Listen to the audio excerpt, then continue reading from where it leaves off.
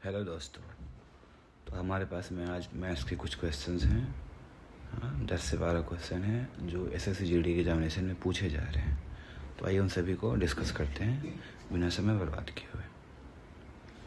तो पहला क्वेश्चन हमारे पास में, एक नाव 3 घंटे में धारा के प्रतिकूल दिशा में 21 किलोमीटर की यात्रा तय कर सकती है।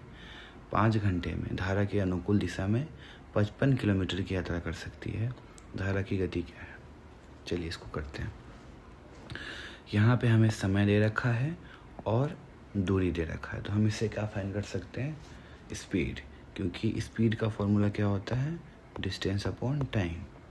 ठीक है, तो एक है धारा के प्रतिकूल जिसको हम और एक है धारा के अनुकूल, यानी कि हमारा एक है अप स्ट्रीम, एक है डाउन स्ट्रीम। ठीक है, तो हम पहले इसको चेंज कर लेते हैं। 21/3 और आपका 55/5, तो ये आ गया आपका 11, ये आ गया आपका 7, यानी कि जो आपका डाउन स्ट्रीम है, ठीक है, वो है आपका B + W की वैल्यू कितनी है आपकी? 11। और जो अप स्ट्रीम है यानी कि बोट माइनस वाटर, इसकी वैल्यू कितनी है आपकी? 7 है। ठीक है, तो क्वेश्चन आपसे पूछा जा रहा है what is the speed of current, कि करंट की स्पीड कितनी है, यानी कि W की वैल्यू। जब भी माइनस प्लस के केस में आए, जब सेकेंड वाला फाइंड करना हो तो हम दोनों का डिफरेंस करके 2 से डिवाइड कर देते हैं, यानी कि 4/2।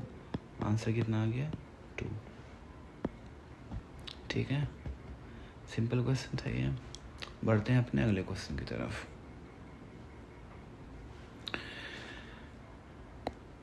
एक खिलौना कार की बिक्री कीमत 540 रुपये है। दुकानदार को 20% का लाभ होता है, तो उस खिलौने का क्रय मूल्य, यानी कि हमें इसका कॉस्ट प्राइस फाइंड करना है। ठीक है, परसेंटेज वैल्यू को ले लेते हैं 20%। 20% को हम 20/100 लिख सकते हैं। ठीक है, यानी कि कोई चीज़ 5 का था उसको 6 में बेचा गया है। CP था 5, उसको बेचा गया है 6 में। और हमें SP की वैल्यू दे रखा है 540, यानी कि 6 की वैल्यू है 540। ठीक है, और हमें क्या फाइंड करना है?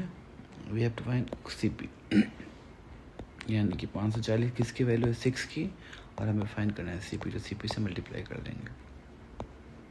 6 9 = 54, तो 90 × 5 कितना आ गया? 450।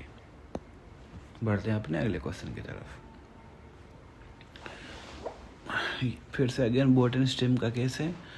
अब बोट की स्पीड है 15 किलोमीटर/आवर शांत जल में। ठीक है, और पानी की स्पीड जो है करंट की वो है 3 किलोमीटर/आवर।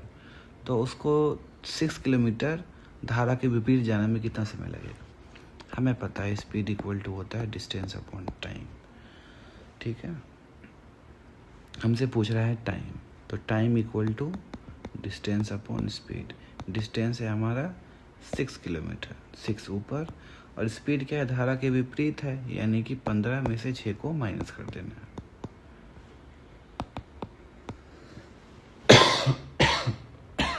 सॉरी, 6 नहीं था यहाँ पे, 3 था। ठीक, 15 में से 3 को माइनस कर देना है, तो 12 आ जाएगा। और ये आएगा आपका किलो आवर में, इसको मिनट में चेंज करना है, तो 60 से इंटू कर दो, आंसर आ गया 30 मिनट। अगला क्वेश्चन देखते हैं, 2D से है ये। पेरीमीटर दे रखा है रोम्बस का 100 सेंटीमीटर, और इसकी एक डायगोनल की वैल्यू 14 सेंटीमीटर है, तो इसकी एरिया क्या होगा? एरिया ऑफ रोम्बस हमें फाइंड करना है।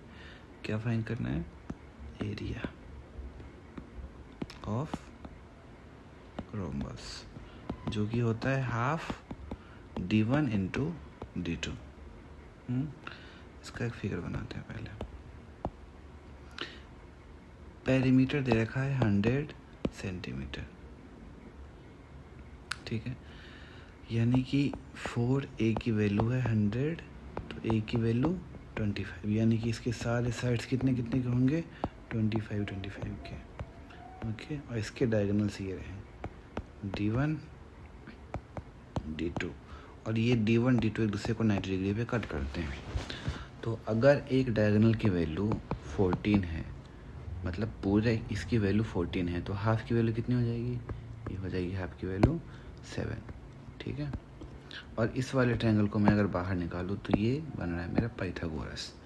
ये 7, ये 25, तो ये क्या है? पाइथागोरियन ट्रिपलेट है। ये इसकी वैल्यू फाइंड करोगे तो 24 आएगा। 24 कब आएगा? जब रूट अंडर 25 का स्क्वायर माइनस 7 का स्क्वायर करोगे, ओके।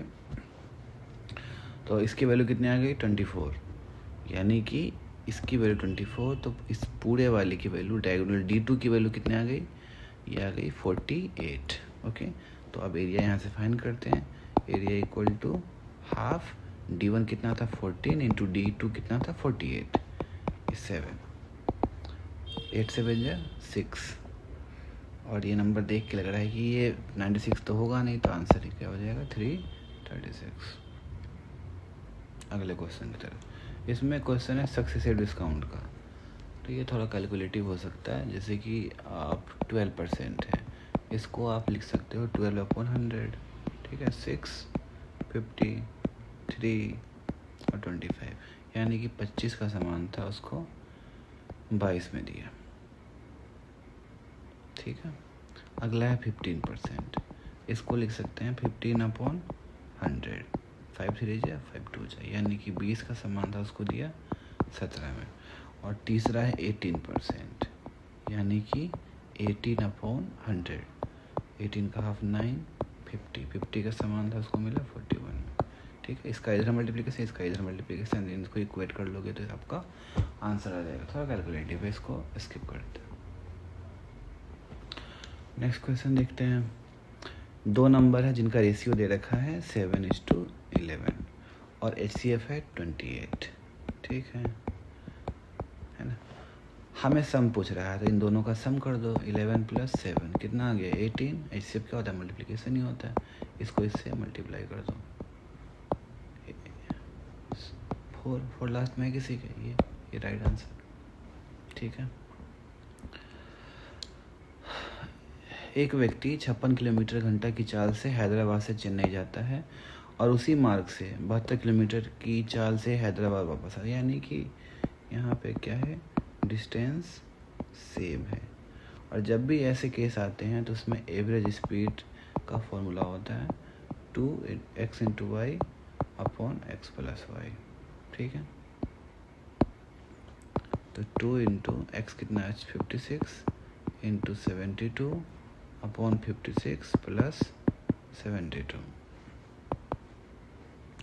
तो चलिए सॉल्व कर लेते हैं इसको। 56 × 72 और 6 to 8, ये आ गया। 2 से 64 काटा इसको, 32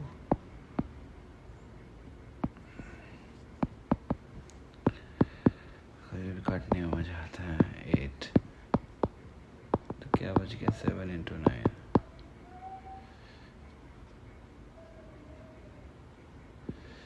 63। राइट आंसर कितना आ गया आपका? 63 km/h। LCM HCF दे रखा है 144 और 8। एक संख्या दे रखा है, ये हम पढ़ चुके हैं। HCF × LCM = A × B। इसको इधर लिखो, इसको इधर लिखो, बात बराबर ही है ना। तो दे रखा है 144 × 8 = 16 × B। 16 आ जाएगा नीचे, ठीक है। तो 144 × 8 सीधे भी काट सकते हो, कोई वो नहीं। 72।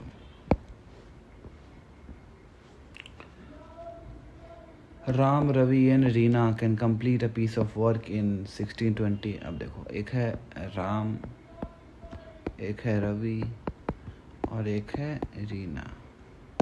इन तीनों किसी कार्य को 16, 20 और 24 दिन में करते हैं। तो इन तीनों का हमें लेना पड़ेगा LCM, 16 का, 20 का और 24 का। तो 16, 5, 3, तो ये आ जाएगा आपका, ये राउंड आ जाएगा आपका 240, ओके। 240 1 डबल इनका फाइन कर लेते हैं। 10, 12 और 15, ठीक है। अब क्वेश्चन में है कि रवि 5 दिन पहले छोड़ देता है, रवि 5 दिन पहले छोड़ देता है, तो जो काम को छोड़ देना उसे उतने दिन ज़्यादा काम करवा दो, यानी कि इंटू 5 कर दो इसमें। 12 5 जा 60, तो अब टोटल वर्क कितना हो गया 240 प्लस 60 यानी कि 300, और इन तीनों का सम 15 प्लस 12 प्लस 10, 5 2 7 1 1 2 और 3 कितना आ गया 37, ठीक है। इसको सॉल्व कर लोगे तो ये क्या होगा आंसर होगा। इसके ऑप्शन इसमें दिए हुए नहीं है। बढ़ते हैं क्वेश्चन नंबर 10 की तरफ। Kanchan sold 153 chair and gain a profit equal to the selling price of 78 chair, what is her profit percentage, ठीक है। इसका क्या होता है कि प्रॉफिट इक्वल टू क्या होता है आपका selling price minus cost price, ठीक है। तो यहाँ पे जो इसका प्रॉफिट है वो कितना है 78 चेयर के बराबर, यानी कि 78 SP। ये प्रॉफिट कितना है 78 SP के बराबर है, और SP कितना है 153, और अगर SP 153 है तो कॉस्ट प्राइस अब जितना सेल करेगा उतना कहीं ना कहीं खरीदा होगा तभी तो सेल करेगा, यानी कि 153 CP, ओके। अब इसको इक्वेट कर लेना है, ठीक है।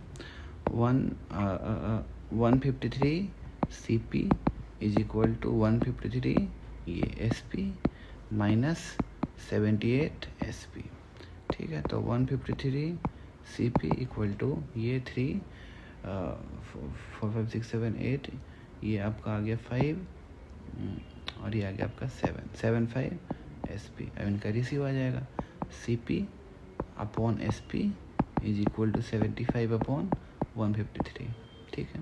तो इनके बीच में डिफरेंस कितने का 75 25 100 और 53 25 प्लस 53, यानी कि इनका आंसर है डिफरेंस है 78 का, और किस पे CP कितना है 75 इंटू 100।